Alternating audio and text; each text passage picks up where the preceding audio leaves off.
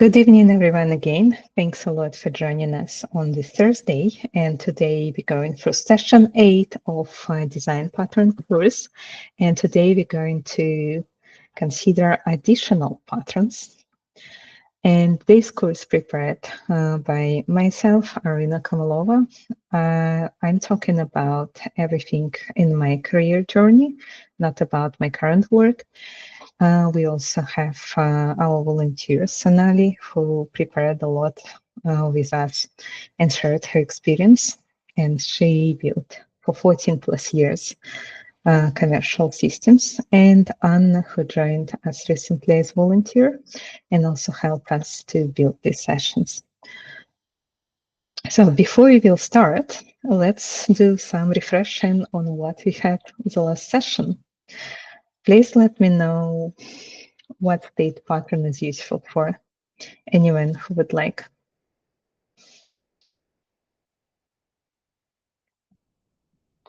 Yes, Dennis. Hi everyone. And the state, well, what I was able to just explain to myself, the state pattern is the best explanation was the state machines, or because I use quite a lot of TypeScript, it's some of the frameworks are using the same pattern to create the state machines, the state infinite state machines. So it's the way that an object behavior changes based on internal state, but instead of using if or switch and else statements, it's just creating separate states for the behavior, and like that the code is more cleaner and depends on the different stages and different changes of the behavior of that object. It's a different it is different behavior, depends on the state, the change of the state. So this is the way I could have explained that to myself. Yes, cool. Thanks a lot. It's reflect what the pattern is doing. It has the state that implement inside different behaviors that will depend on the state. Miranas? No, sorry, it's a mistake. Sorry. Okay, no worries. Next question is proxy pattern.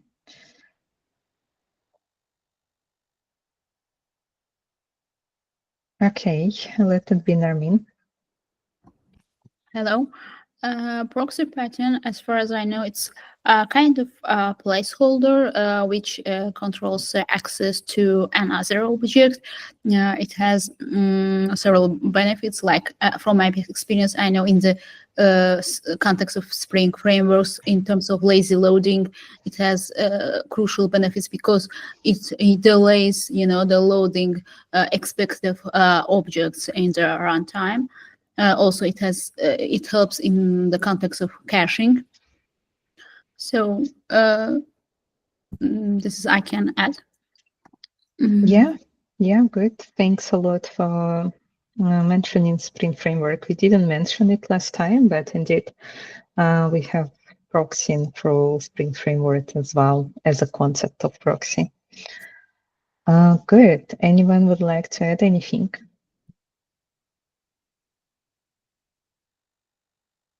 Yes, Dennis.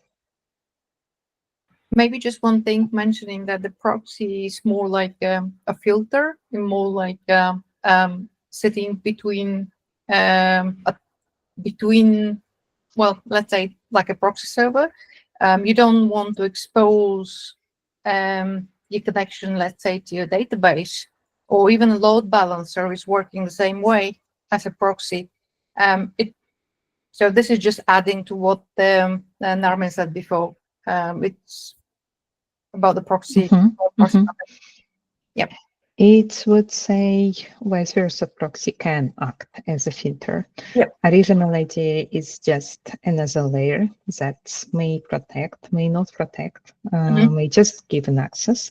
But one of the application of proxies could be filtering, like throughput, like balance, like indeed proxy balance, load balancer. So yeah, that will be good to say as well.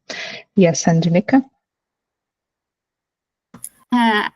I have to admit that I haven't attended the course, but I wanted to ask what's the difference between proxy and adapter?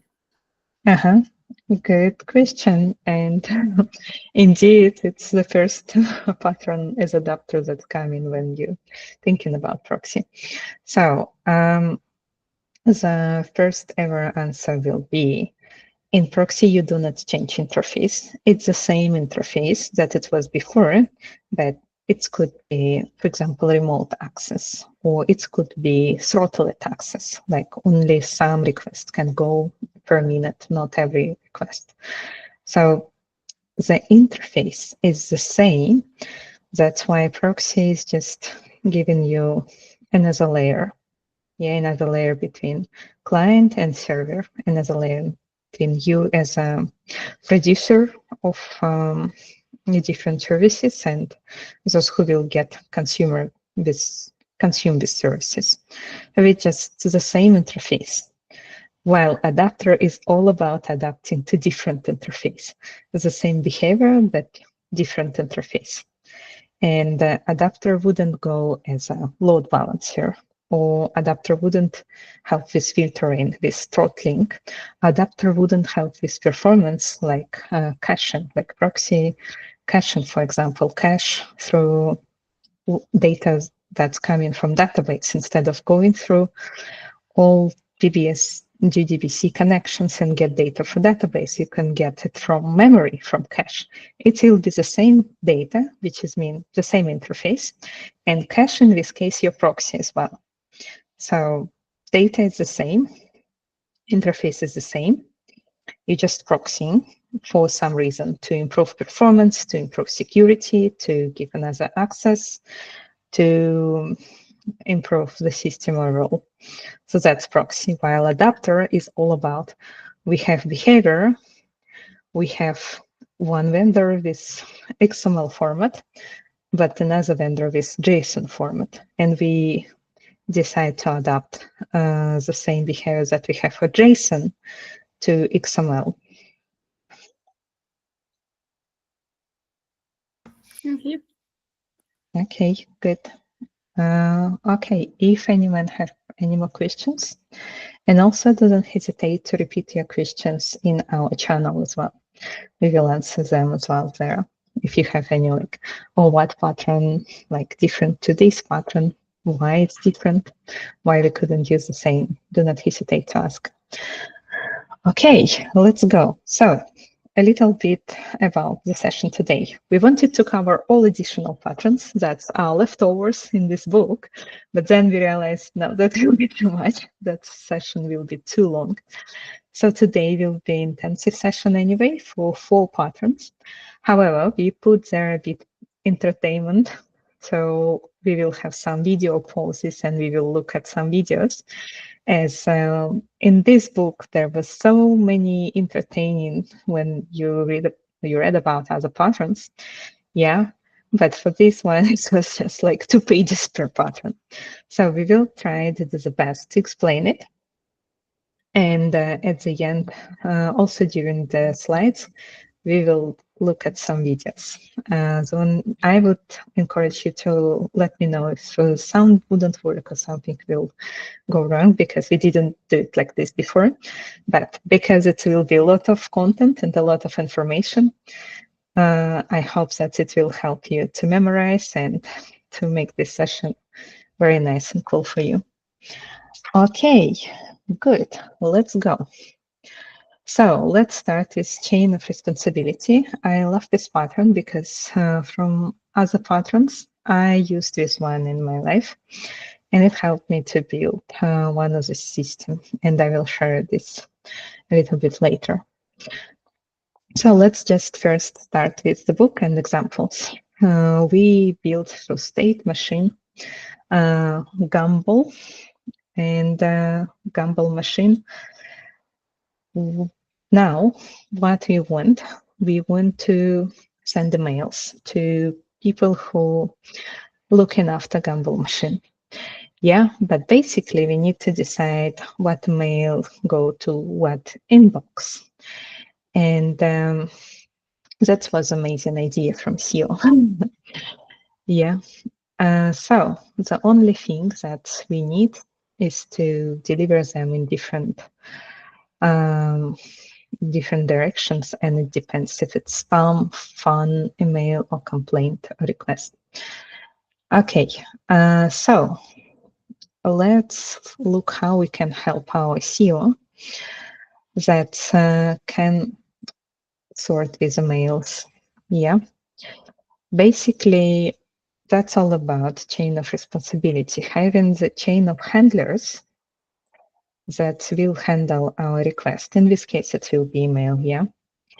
So if it's spam, it will be the first ever handler. Do not allow our CEO to get any spam. If it's from funds, it go to fund department to work with them as well. If it's complaint, it's important for CEO to review directly, so it will go to CEO and it will be marked with label. And also it could be something like new log handler. The idea is that here we build chain of handlers, and that's all about chain of responsibility. So that's different blocks that they share in books. And let's start with other examples. Let's start with our guru of patterns. I liked this picture. Let's think that this is a block of codes and they give to each other. So that's our handlers. And we see that at some point, our request or data or whatever goes through chain of responsibilities. To mark chain, they put actual chain here. So it's just go for one of the handler and it doesn't go next. Yeah, like, and at the end we have some that queue, for example. So some end where we say, okay, this request, we couldn't proceed with it anywhere, or we just skip it, or we just throw it away.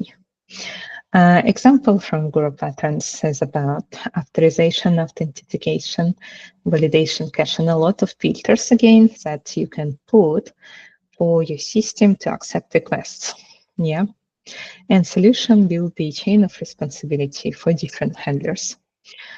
Another example, you have GUI where you build your system, your software, what you have toolbars, windows, etc. And again, patterns came from the world of 30 years ago. So I assume all developers build desktop applications there. That's why a lot of patterns you would see applied to how to build GUI, graphic user interface, which was all about so many years ago when we didn't have very popular web pages where you built everything with front end, and even front end and back end wasn't separated. So keep in mind where those patterns came from and why they look so weird today. Yeah. So basically, and a lot of additional patterns, they are about help to manage this UI system, which we built before this backend with elements of G Sync, for example. Yeah. Okay, let's look at structure. So basically interface should be some handler, which will be used by client. Some base handler could be as abstract class. These methods, they are not necessarily be the same in your chain of responsibility. And idea is that you shouldn't even know which one is the next because you encapsulate it in the handler itself. Like, yeah. Okay. If we look at the example, here I would chase this example with buttons, with context window, etc. So you have different containers that know how to interact with user interface. And if we go, yeah, this is basically the chase of responsibility button. Knows that F1 is about panel. And then it should go to settings, and then it should give you some help. This is how we maintain it. If you go from pseudocode to implementation, we would see what we would see here. We have middleware, and this will be our basic validation interface abstract class. Oops, so it's chain of yeah. So it's another example. It's example of authorization. So basically, we want to say that we want to throttle request. Yeah, we just mentioned that proxy do something like this, could throttling our requests. Another thing that could do something like this, it could be decorator. But now we want to do throttling, then we also want to check if user exists in our system. Otherwise, we do not allow them access. And basically, we give like, okay, this user is not registered. And we also check the role of the user, which could be admin or just the user, and that's it. Very simple example. And then when we will build our server, we basically say that we have middleware, which is our handlers. Yeah, middleware is handler here. We set first ever middleware in server as well, and then they would know about each other. So how they would know about each other? They would say check next. And when we build them as a chain, we build them, I lost it. We register them, and then we check if it has a mail and if it's valid password as well. And then we say middleware check, and that's it, basically. So that's how we build it. When we build our demo, when we build our client, that's our chain of responsibilities. It could be handler instead of middleware to reflect the diagram, class diagram that we saw. But basically, we know that first of all, we will throttle the request. Then next check will be on exist, if like user exists, and then a role of the user. And that's enough. And if we look at example, admin has passed, and we also say hello admin. If we say wrong example, this email is not registered, wrong password as well, email is not registered. And also we did 3 requests at some point, so we hit the throttling, and now rate limit exceeded. Yeah. By the way, having a good idea of how to implement throttling may help you in the interviews. Sometimes it's questions that's even asked in the interview, like how to write the throttling. And you see it's just one class, so that's also now in your toolbox. You know where to find it if you need. Okay, that's basically it about this pattern. Again, what you can memorize from this to have more pictures in your head, that's when you have request and some system and you have a lot of handlers in between, you may need to use this chain of responsibilities because it will help you to build this system. One more thing I would definitely go again and talk about is relation of this pattern to other patterns, because a lot of things we already learned here. And let's see what we have here. Yeah. So they have connect senders and receivers of requests, indeed, as common as mediator that we will look today as well, and observer. But all in different ways. So you shouldn't be worried about those patterns. Yeah.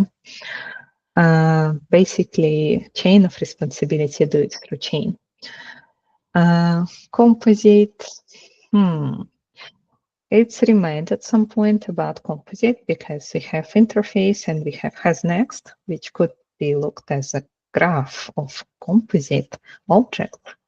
However, we don't have children at some point, and we do not apply different properties to this. So composite, it's more about thinking about your data model, while chain of responsibility is thinking how to build chain of your services. Yeah, so then we will talk finally about MVC and other patterns that we think, okay, this is our model, this is our service, this is our controller. When we will think like, what is the models and what is the patterns that's applied to models and what are service and what patterns applied to services. Yes, so we know, for example, that for model we can use builder, prototype, and for services we can use abstract factory to build factory of services. So it's the same here, like chain of responsibility help you to organize work of services, handlers, filters. And the most interesting part is decorator. Very similar structure. And when we think about request response, and we may say like, actually we decorate our handler. And that's what we said even on the session about decorator. And indeed, they have very similar class structure, like while decorator invokes super, here we have has next, check next. And it's very similar. And they think about composition to pass some checks, etc., for different objects. Yeah. Chain responsibility can execute different iterations independently of each other, while when you build decorator, you wrap them layer by layer, and they become very coupled. Yeah, so we would even think that maybe we will use chain of responsibility when we felt that decorator may serve the job. Instead of decorator, we may shift the concept and use chain of responsibilities. So we should check every time if it's simple layering for requests that's unnecessary to be layered. In this case, it's better to use decorator because it's keep the same behavior, while chain of responsibility allow you to use absolutely different behavior independently. So that's the difference. How would you implement your now request response handlers? Now it's up to you.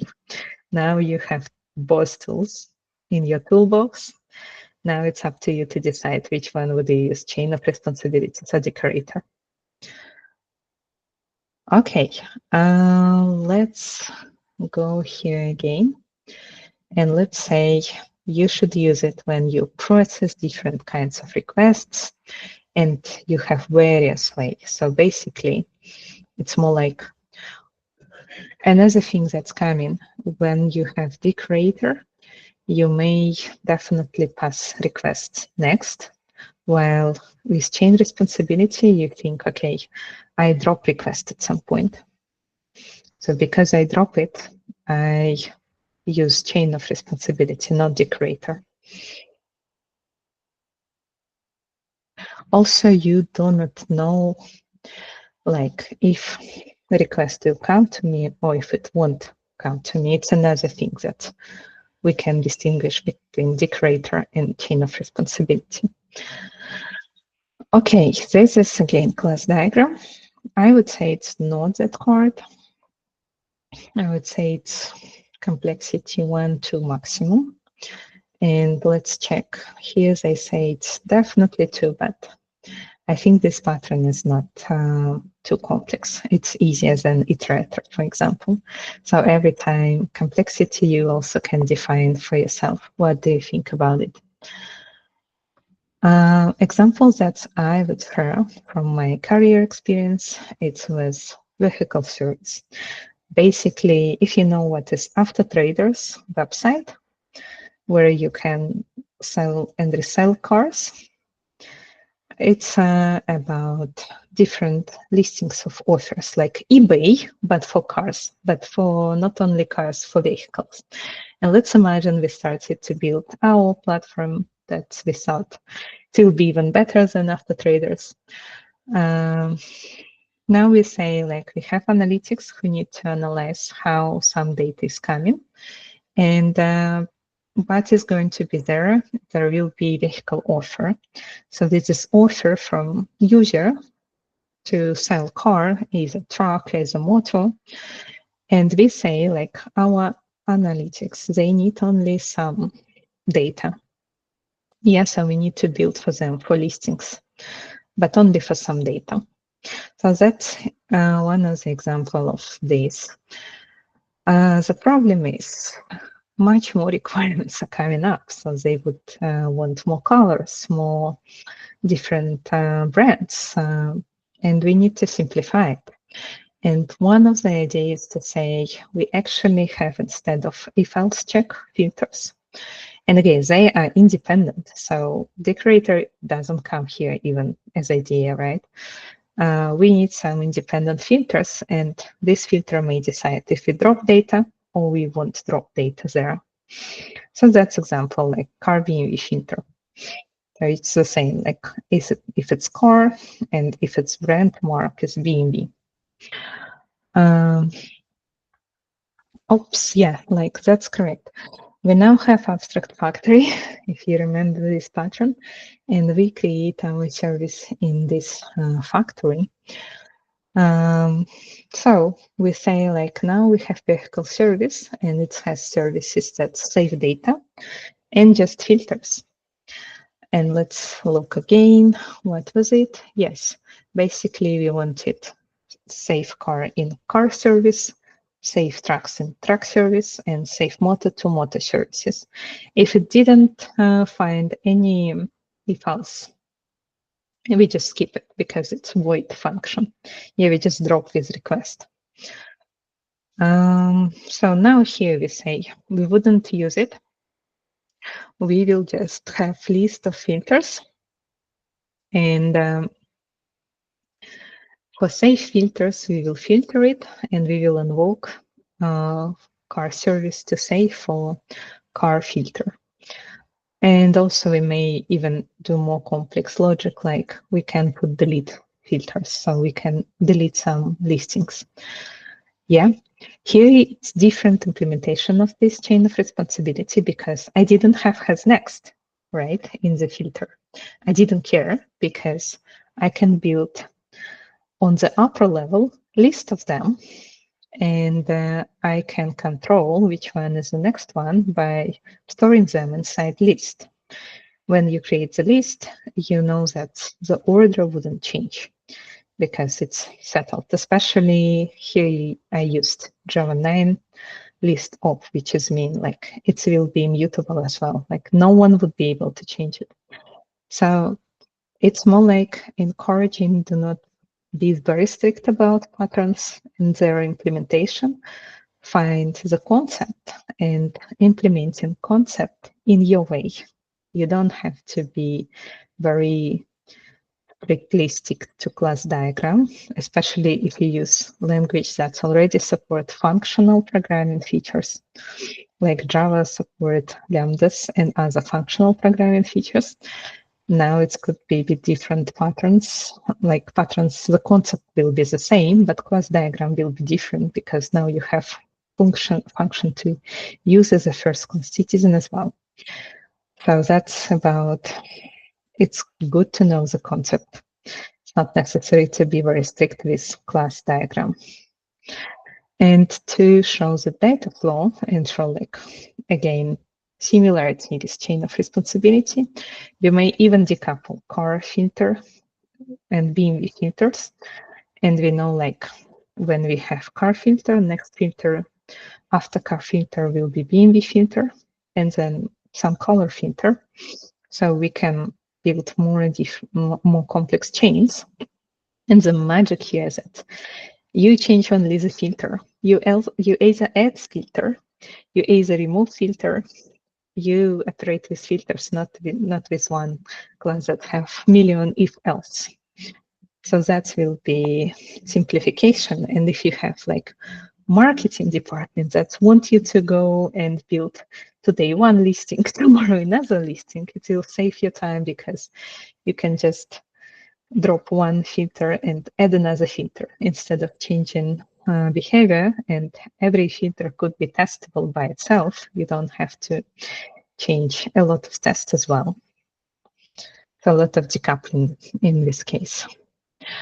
There is no system design analogy, but another thing to memorize this pattern, it's about how in real life customer support will deal with your request. So it will start with customer that submit the request, and then first frontline junior support. If it's too hard, their team leader or support team. If it's something that they couldn't manage, they escalate to manager. And if it's too hard, it's maybe special department, maybe not, maybe it's already dropped. And then the end of chain. So that's another idea to memorize this pattern. Also, this picture was created by DALI service. It was very interesting because I asked for diagram, but that's what AI created. Okay, let's go next for Mediator. And before we moved, any questions for chain of responsibility pattern?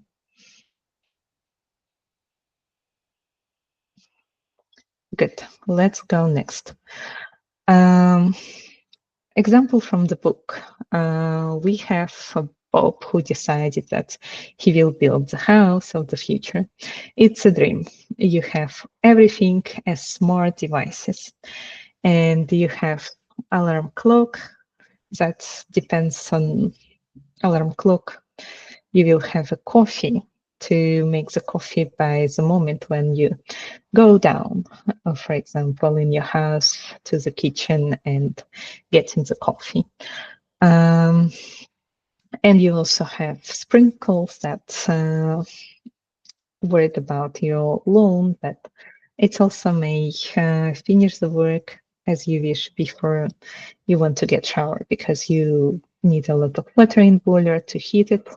So you need also heating system. So a lot of things, and they scheduled automatically, but also flexible, depends on your day. Like on weekends, you want other schedule, or like you missed clock alarm, so you want coffee to be ready later because you just said, okay, another 10 minutes to your clock alarm. Yeah, so before we move, I really would like to share with you this episode. Neither of links is advertising of anything. It's just for entertaining for this session. So what I'm going to do now, it's just my personal recommendation. If you didn't watch this series, it's very cool. And I'm going to present top, this one, because that's how I can translate the audio. If you wouldn't hear audio, also let us know. It should work like this.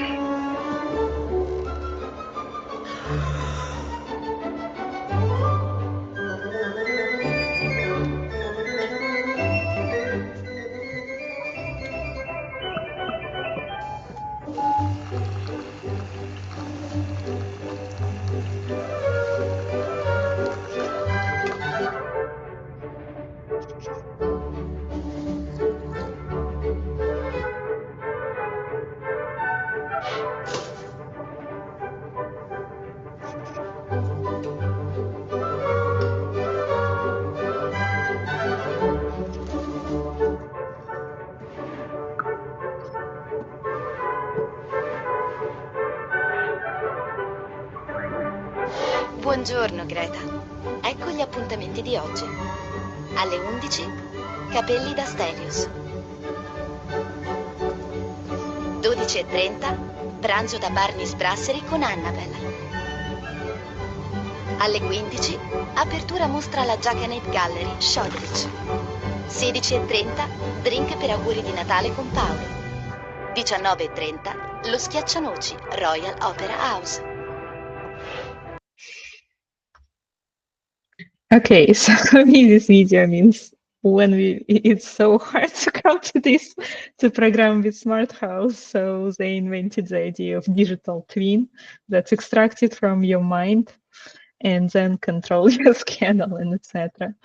It's really cool system. I would say I would dream about something like this. It hits the floor before you're waking up. It's make you coffee and then it's show you like everything that's going to happen with you today. Wow. It's amazing, but unfortunately, I don't know if you will come to find out how to extract digital twin from your head, or we will find out the way to build this smart house indeed. Let's see. Let me share then later if you have Alexa that control lights in your house or something else, and if it works like it's meant to work. Okay, anyway, that's a dream house of the future where like everything could be controlled by yourself, like house controlled by itself. Like right now it's blue lights, but in 1 hour it will become these sunlights. It's already a thing that you actually can do. Again, I can show you how to do this one, but how to control everything, I don't know.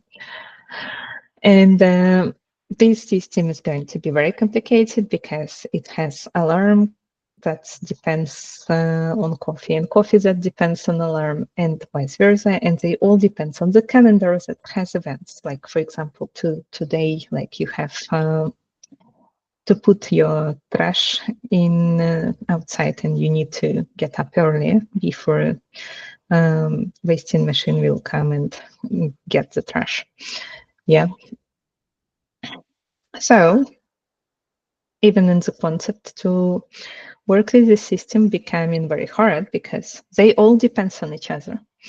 Like it's all decoupled, but at the same time, they all have to know about each other. That's the hardest thing. And here it's come, this pattern mediator that say that let's decouple them and let's have one class that will know how to manage everything. Important part of it, it's indeed violation of single of responsibility. Yeah, like this mediator knows too much. It's only one mediator, but it's know about everyone. And it's know even what methods to invoke. And we have a lot of if else. But that's what this pattern about. So the mediator, you can use it when it's hard to change some classes because they're really tightly coupled and you need to decouple them. But then you put this central plate that has all this knowledge. Benefit that now they don't have, at least they don't have to know about each other. Yeah, just one doesn't have single responsibility, have a lot of responsibilities. Manage alarm, manage coffee pot, manage calendar, manage sprinkle. However, at least they don't have to manage each other. That's why it's still simplification despite we just come and violate single of responsibility principle. Okay, before we move to the next example, I again will share with you something I just occasionally found out, but I really liked it. Okay, I need to do all the steps. Stop presenting here and start to present new tab. Why do all the planes flying over the Atlantic choose this specific narrow path? Look, it's a really crazy bunch of planes, moving along an invisible highway in perfect order on parallel paths. But why is that? Well, firstly, this is the shortest way between the USA and Europe, and secondly, there's an actual highway in the sky called the jet stream. Jet stream is a powerful air current that moves from west to east. It saves fuel and makes flights shorter and less turbulent. That's why flights from the US to Europe are usually faster than in the opposite direction. But how do they avoid collisions, especially since radars don't work over the Atlantic? You see, it's all handled by the North Atlantic tracks. Since jet streams are constantly shifting, experts analyze a lot of data every day and literally create tracks for the planes. As planes approach these tracks, pilots request permission to enter them. Air traffic controllers, based on all the requests, optimally schedule the planes by setting speed, altitude, and distance, which makes flying so safe. Why? Okay, that's another random knowledge that you get today. But I will explain why you looked at this video right now. And for me, it was like, oh, I would never think about how exactly they managed, and that they have special streams that help them. And of course, like now you know why ETS failures could not allow you to go to fly because like then no one can land and etc. Yeah. Okay. So basically, we're now going to go to design patterns, and we are looking at Mediator, and that's why I shared with you this video. So another real-world analogy for Mediator is how we coordinate different planes and how also helicopters and other flying machines could be connected with each other. So they never exchange signals with each other, even like they may be much closer to each other. They both in cloud right now. They just near together flying, as we saw on the video, but they wouldn't communicate with each other. They would communicate with radars, with separate like operations, etc. And those like mediators. So that's it. I promised it will be entertaining. Okay, so we see class diagram. It's Mediator, it's different components, and that's how we communicate. Instead of communicating with each other, we do not even know about each other. Different planes do not know about each other. Let's go to example and draw the ones that they share here. They say that let's build, so first of all, what they're going to build? They're going to build some notepad where you can store your notes and put different text here. This example is not easy, the example, because they're going to create all these components. And first of all, that we need to know that they're going to register them through Mediator. Yeah, you don't have to read it one by one. You can jump straight to what exactly is the idea and to main class and then read. Okay, so basically we know that we are going to have node as an object. It's just an object. We are going to create our interface, and the one who will be responsible for this will be Mediator. So that's coming as a big confusion, like why is one class will be responsible for so many things? It will know, as we saw, if else, if else, if else, and as idea switch conditions. In more modern Java, we can support even implementation as a condition, not get name. Like you could even introduce sealed classes and say which interface is permitted with Java 17. Here they use older version of Java, so they introduce this get name only to have switch cases. Yeah, but basically they introduced it to build here factory method, register component. You remember what is factory method? It is this one. And then they say what we have and how we iterate and everything. Mediator would know a lot. how to add them, how to clear, how to mark node, how to save changes, how to hide elements, everything. While components, our planes, they would just set mediator.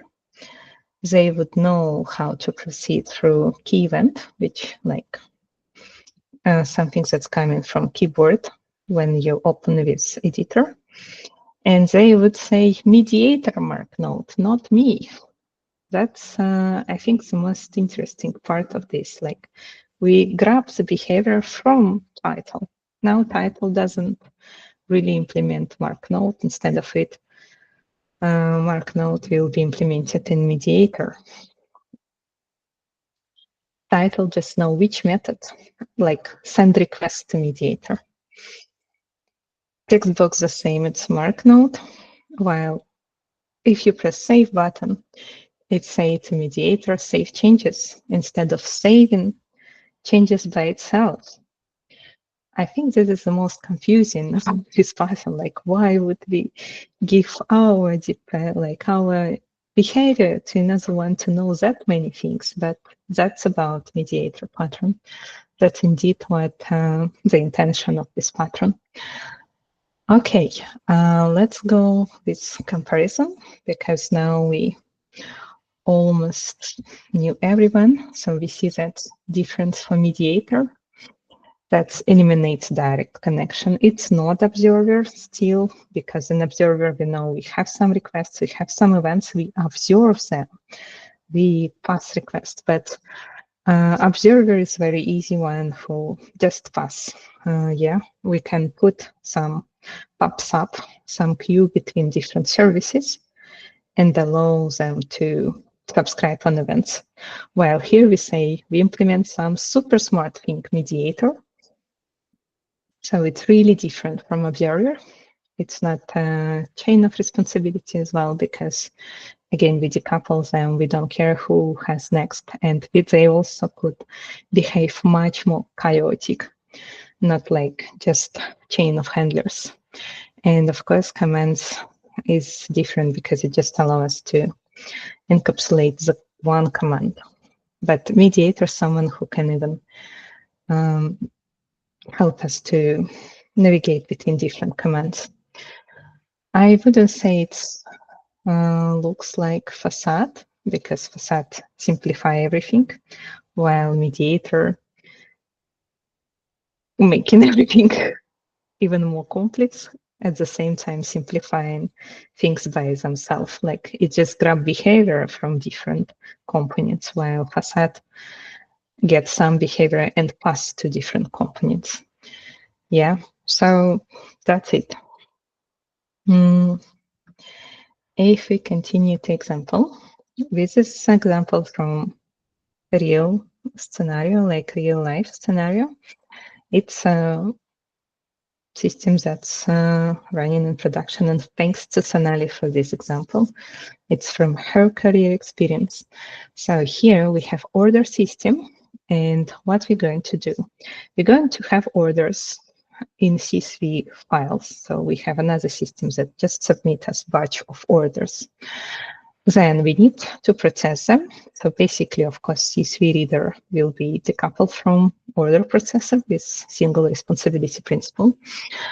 We have inventory manager who will update stock.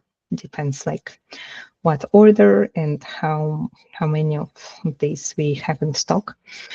And we have another component that will also affect our stocks, like whatever.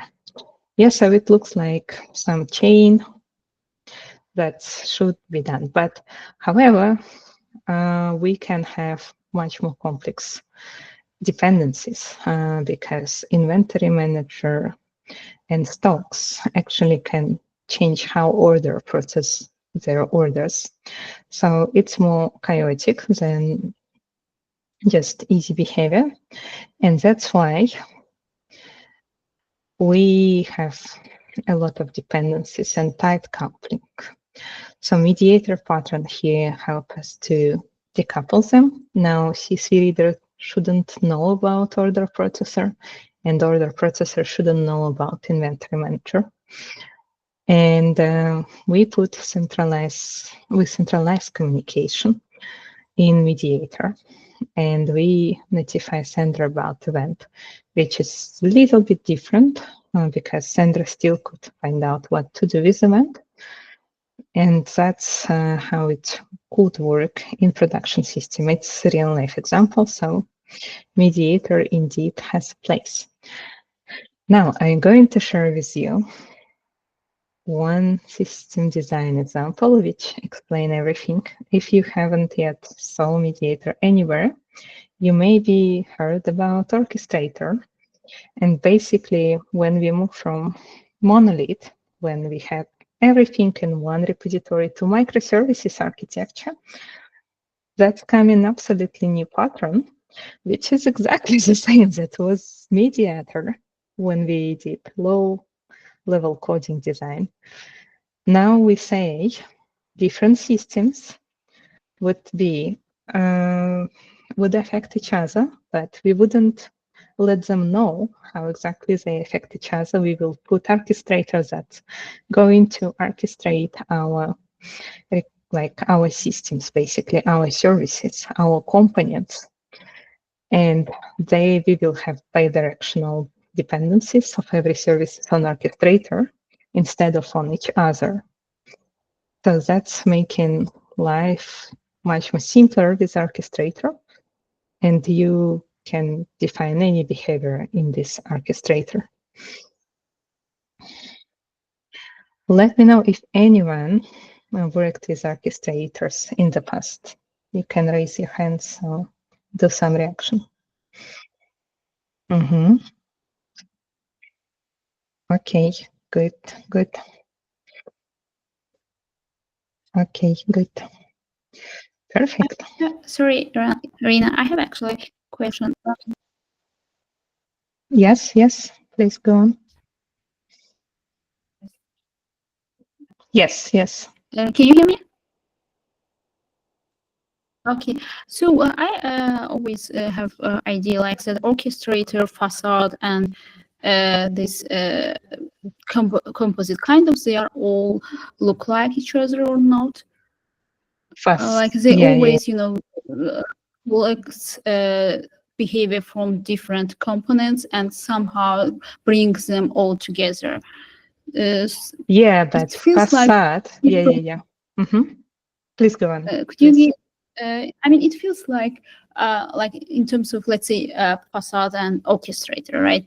It feels like the kind of collects behavior to do something from different components and kind of summarize everything, you know, to implement one function. So.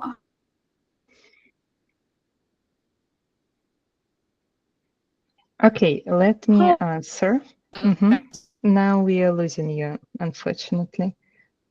But I think the idea, like how to distinguish them. Okay, let me answer right now. So it's a good question. And when we were talking about facade pattern, we said there is another system design analogy, which is API gateway. Another thing to remember that facade is a structural pattern, while Mediator, or as we said now, orchestrator, is behavioral pattern. So they have absolutely different goals, facade and orchestrator, which is, okay, let's say facade and Mediator, or API gateway and orchestrator.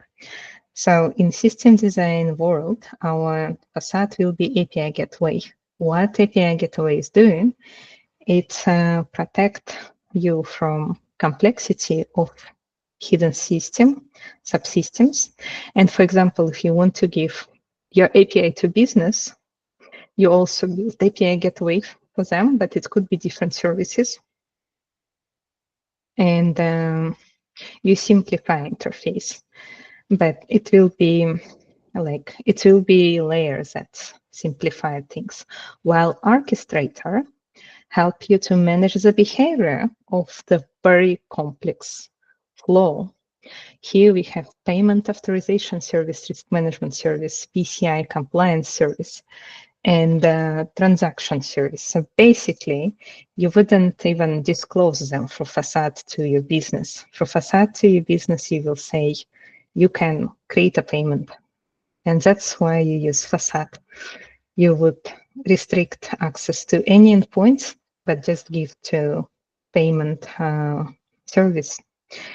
Even maybe not the ones that authorize, for example, payment, yeah, but all others is your subsystems that's hidden, and facade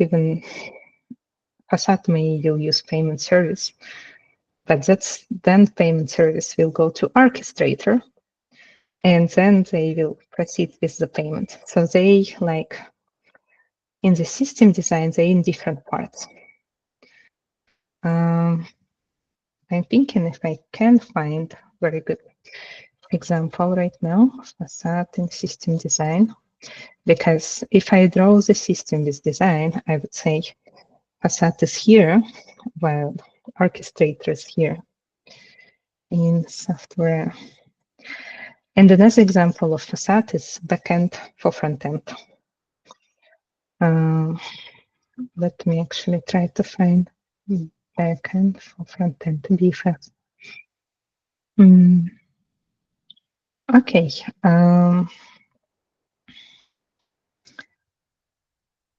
Yeah, it's. I think it will be possible to show at least to more distinguish with them. Yeah. This one, for example, yeah, you see you have different clients apps. They all go to API gateway, and the API gateway decide which one would be the first ever one to solve, to resolve the query. In this case, this could be like payment service, yes. But then what is happening next with your request is going to go through orchestrator and do all of these flows. So you see the difference here. API gateway help you to access to different functions that could have complex flow under the hood, while the complex flow under the hood will be executed through orchestrator and will do the actual job. So facade only about access, while orchestrator about doing the job itself. Does it sound good?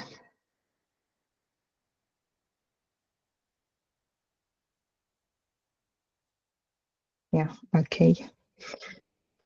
See reactions, fine. Good.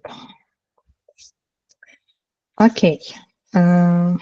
Also, do not hesitate to ask in channel, like, why this pattern is different to this pattern. I think that's now will be the most interesting discussions. Now let's go to bridge pattern. Now next additional pattern. So the scenario from the book, we trying to build remote control for amazing TV, which will have on-off and set channel, and also may tune channel. And that's all about having one abstraction implementation, but understanding at some point that remote control abstraction as an access are going to change. And TV itself implementation is going to change. For example, this tune channel, yeah, which is not going to be inside the abstraction remote control. So in this case, we built the bridge between them. To me, it seems like kind of intuitive pattern, like you decouple behavior. As soon as you see that you can decouple something, you decouple it.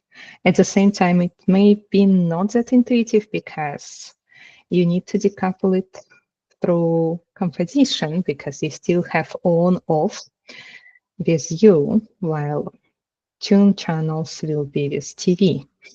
Yeah, so, and then like concrete remote even can have next channel, which will be just current station +1 and TV doesn't need it. So we have changes in both of them, but now we decouple them.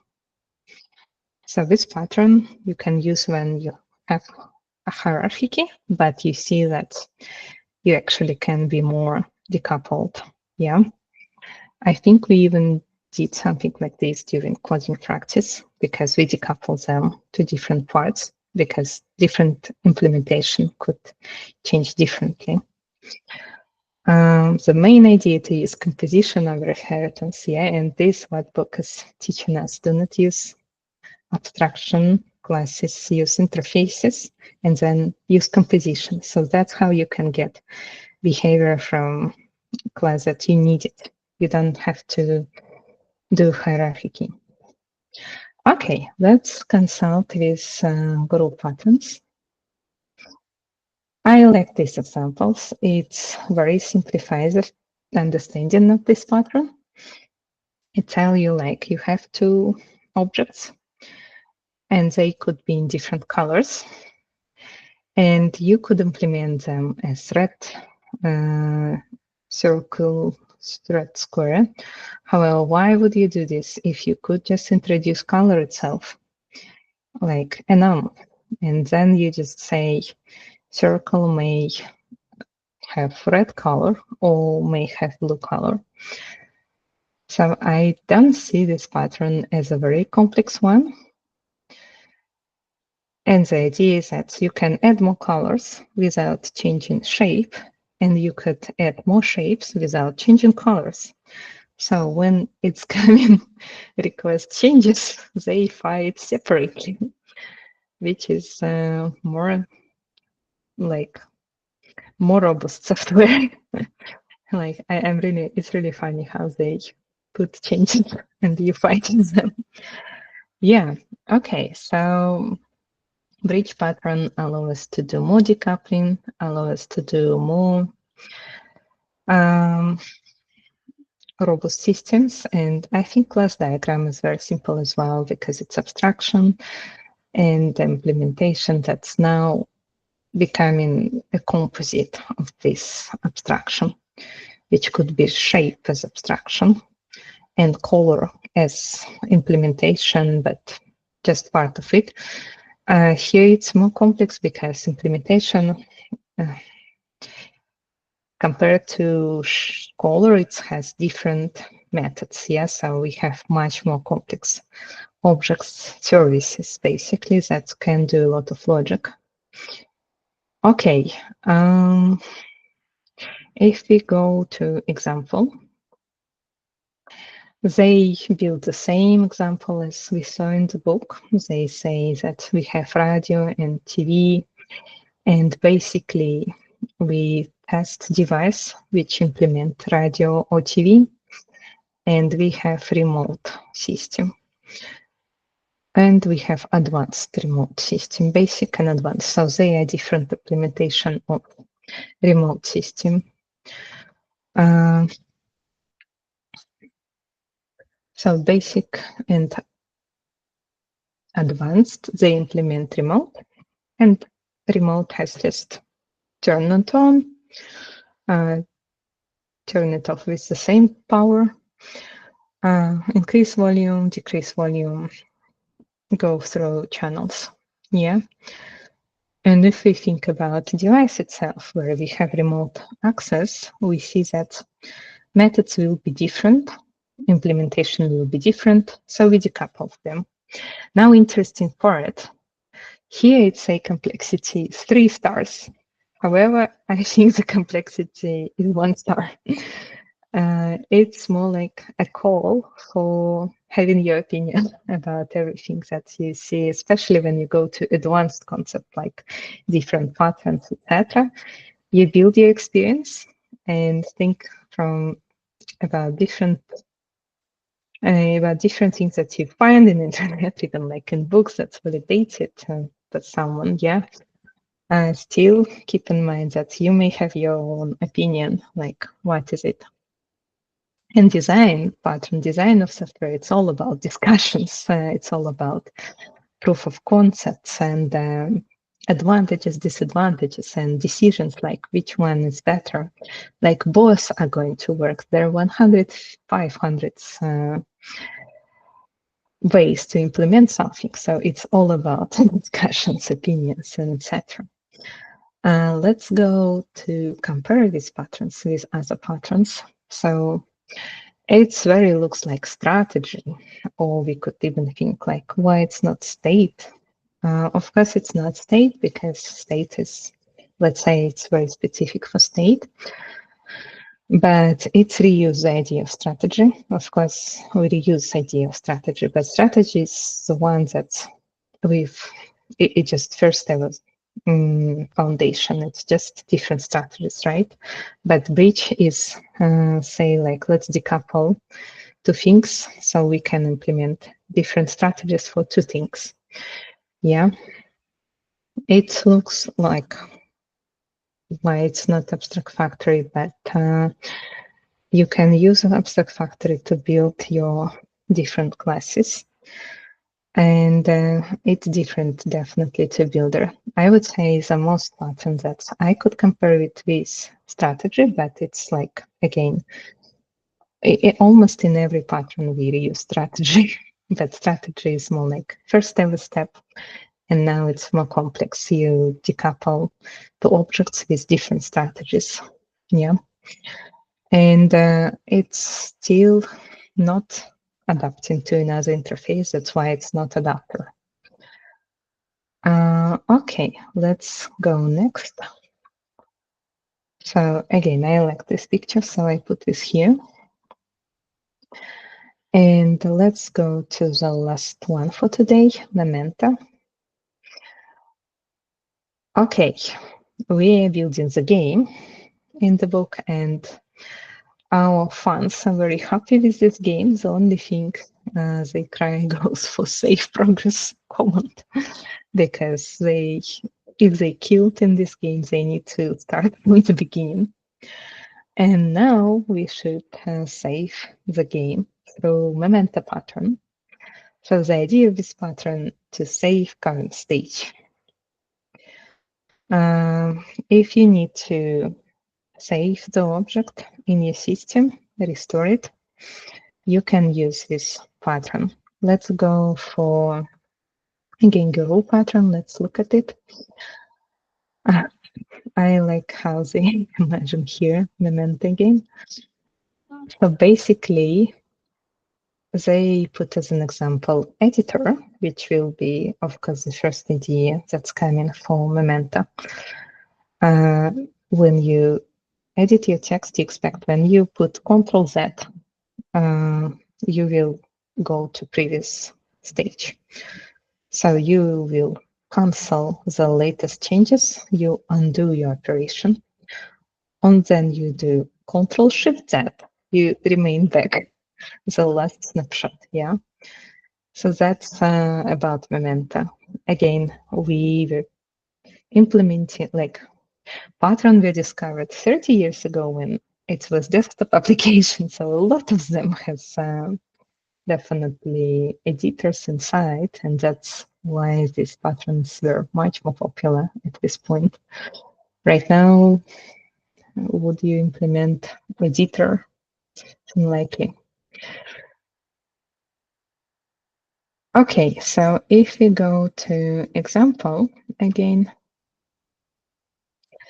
it says its pattern is very complex. However, it's just one class that gave you Memento.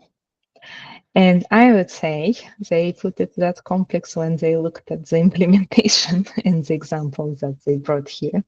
So what they did very similar things that we looked at composite. It's the same shapes, etc. So I wouldn't repeat a lot of this. You will see compound shape, which was drawn through composite pattern.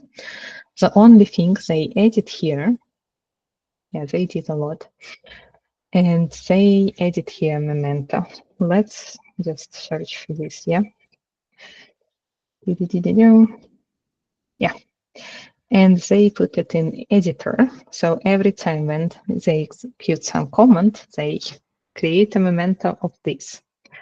Let's look how memento looks like. Where are we going to find it? Yes. So Memento has an editor itself, quite heavy, but that's what we need. And the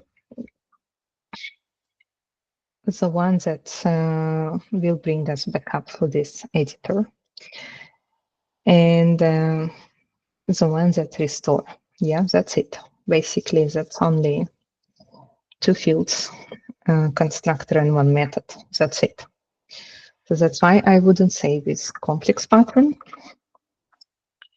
Now, if we look at our presentation again, I have a question for you.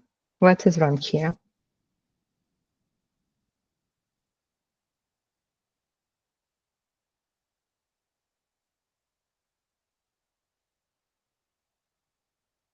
Any ideas?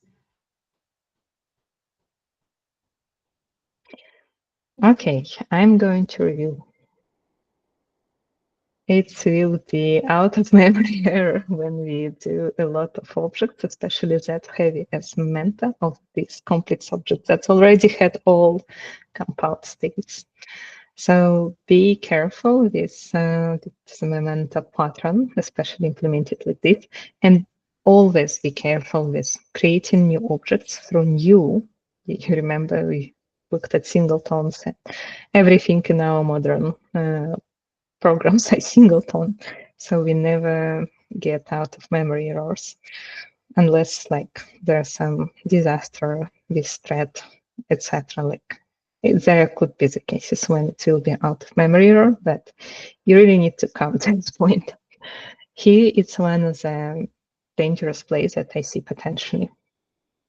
Okay, let's look at much more simple implementation of text editor, and thanks to Anna for this implementation. So this implementation shows you the idea of Memento pattern, and again, it shows you that the concept itself, even class diagram, it's not that hard. It's, I would say, 1 of 3 complexity for this pattern compared to, again, iterator when we said it's 2 of 3, or composite when we said it's 2 of 3. So you may have your own system how you say how many stars for complexity for each pattern. Okay, so basically we have text editor that only have text, and text caretaker, which will be careful for giving us back our previous state. We create every time new text memento, which under the hood store our text. If it wouldn't be text, yes, it will be much more complex object like editor, but the idea is simple. You just store text, and caretaker, who has this memento, who can take care about mementos, they implement the storage. So for example, Anna used stack, which makes sense a lot when you do undo operations. You undo, you get, you pop from the stack the latest state, you undo again, you pop from the stack the latest state, you do something else, you put it in the stack, so you couldn't undo anymore the previous thing, but now you undo the latest thing again. So stack is very good structure here. Any questions so far for this Memento pattern? Yes, sounds like saving snapshots of the object. That's all about Memento. That's what Memento is doing. Okay, good. We were talking about out of memory error, and here we could think we basically can limit how many comments we can save. In this case, we wouldn't use stack, but something even more complex, because we also need discard the head, like linked list, bidirectional linked list, because it should be stack and key at the same time. So we could discard first element, having access to first element, while we still have an access to last element as well. And it's good to know about data structure to be able to think about it. Okay, I found something else for you. It's advert. It's advert, and again, it's disclaimer, like it's not about coding community advertise anything. It's just for you to, to basically entertain you a bit, because this session is long and hard. So let's go to this one. Looking to cheat on your bet? Oops, sorry. Find the best time to get away with flexible date search. So, Dan, do we have everything we need for this meeting? It's all right here, sir.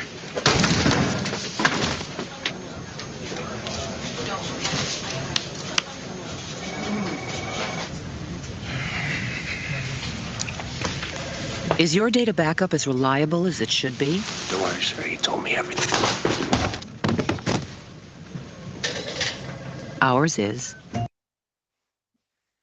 Yes, it's advertising backups.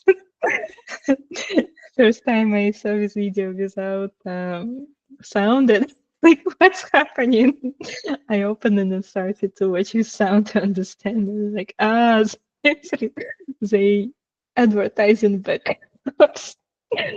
So yeah, let's go next. So you will see why I put this video here.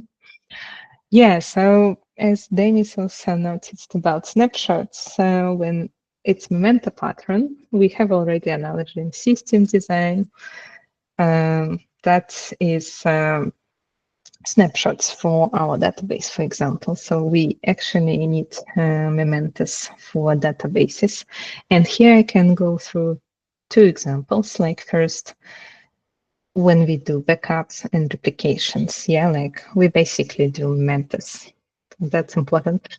It's more like system design way to think about your system, and that's it. Like, it's the same like when you code the game, you think, okay, maybe I need to store some backups at some point. When you build the system, you should think, okay, I need backups as well. I need to be careful, like if something will go wrong, if one node will crash, like the guy in this video, like I need to have backups, snapshots, etc. Yeah. Another thing, if we go deeper in the theory of our DBMS, modern DBMS, and you can go through this sources gig to gig link, you also do not write to database directly at the same time. You write first in the log file, and then you do their snapshot that could go to database. And there are a lot of recovery mechanism if something went wrong through these snapshots. If you want to go deeper with database theories and be skilled in this, it's a good link to share as well. Okay, another example. Oh, sorry, that's the wrong title on the slide. It's actually about Git system. Let me just cover it. Yeah. Rina, I don't think you're not sharing the slides. I don't know if other people can see them. Oh, I can change the title. Git snapshots. Sorry. Thank you for letting me know. No problem. Why everyone else were silent? Okay. Yeah. It's all on slides. Yeah, because I saw it and I just thought it's fine. So I finished here. Thanks a lot for letting me know. Yeah, now it's good. Okay, so that's our snapshotting. So we have some database, but we know that it's all in cluster, and we also need to have copies on this. That's what I explained. And another example, like when we manage with write ahead log through log files, we're also using these snapshot ideas. Yeah, if you want to go deeper, this is links, this is the diagram, and that there are like Memento is going to be implemented in real life. Yeah. Git snapshots. It's interesting. I was thinking if I should add it because it's not the whole snapshot anymore. it's just deltas because GitHub do not store the whole snapshot. And that's why it's so easy, so small, and so fast. It's find out the concept to store deltas and link to previous snapshot. And from this chain of responsibility, from this chain, it can restore you any state of your code base, but it's a bit like smarter implementation of Memento pattern. Yeah, like if you go deeper in like how GitHub, how they store this deltas, etc., it's not straightforward. However, it's interesting because that's allow you to deliver different deltas with code base and play with it, whatever is version, and very quickly. Okay, and that's it for today. Thanks a lot for staying, for everyone who stayed until this moment. Now we've done 8 sessions, additional patterns. Part 1 was today. You see, like if you would come with another 3 patterns, it will go with another 1 hour at least. So we decided to stop here. So next session we will have additional patterns part 2. Again, it's just small, several pages in book, but you also can go to Guru patterns in advance and then compare what I'm talking about with what you understood and chase me if I'm lying somewhere. Yeah. So next sessions will be another 3 patterns that we didn't cover yet. And finally, then we will combine patterns. Amazing news. From session 8, you wouldn't have any more quizzes. Please complete all quizzes that you had before, 7 quizzes, and no more quizzes because we have so many patterns here to cover. In this additional part, we decided it's fine. You don't have to go through quizzes for them. But please complete all quizzes that you have not completed yet. Yeah, so it's still different quizzes, but I think now every quiz will be even much more interesting because now you've learned so many patterns. Okay, and in January we will very surprising ceremony for you. Okay, now last time I shared with you my personal experience by answering the question like how many patterns I've mastered. Today I'm sharing the experience of Sonali. And if you remember, it was 14 years of experience in commercial services. So I hope that will be helpful. Maybe at the last session, we will build our maps and you will share as well. So let's say strategy pattern. Yes, we know that strategy pattern, like we reuse in almost all patterns for behavioral. Yeah. Observer decorator.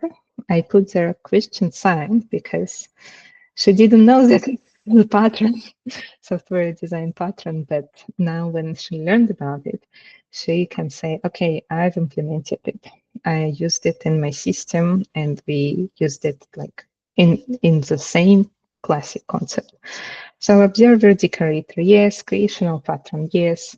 Command, yes. Adapter, no. Facade, yes. Even she knew that it's facade pattern. And template method, yes, without knowing that it's template method pattern, the same as me, for example. Iterator composite implementing, no, never ever. State and proxy implementing by yourself, again, no, never ever. So you've seen that we actually saw a lot of patterns, how they now transform to system design patterns. And it's again like you do not implement them, you use them as a concept. For example, you say, okay, to manage the system, I need orchestrator there.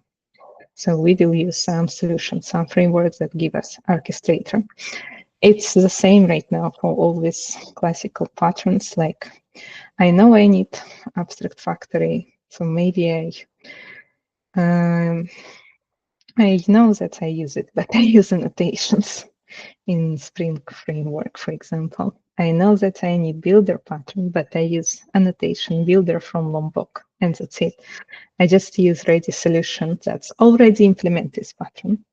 And again, we had so many years, so we actually had to implement some of them.